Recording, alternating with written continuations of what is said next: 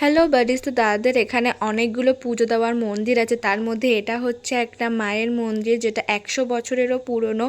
তো ওখানে গিয়ে আমরা অনেকক্ষণ বসেছিলাম, আর মায়ের মুখটা এতটা মিষ্টি যে মনে হচ্ছে সারাদিন এখানেই বসে থাকি। তারপরে এখানে আরও শিবলিঙ্গ বা শিবের মন্দিরও ছিল।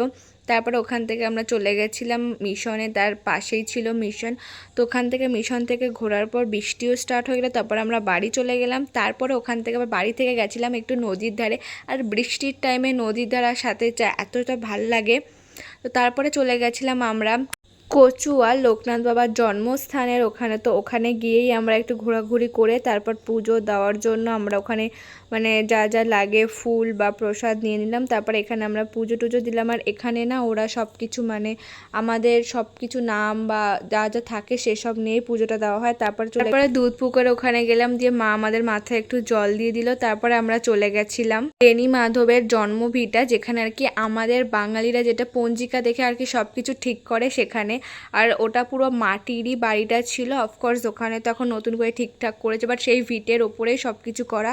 সেখানে পুজো দিয়ে দিলাম। তারপর আমার শরীরটা ভীষণ খারাপ হয়ে গেছিলো, তাই নেক্সট ডে একেবারে ভিডিও করছি। সেদিন আমরা বাড়ি চলে আসলাম, তাই ভাবলাম দাদাকে বললাম যে দাদা চলো একটু নদীর পাড় থেকে ঘুরে আসি।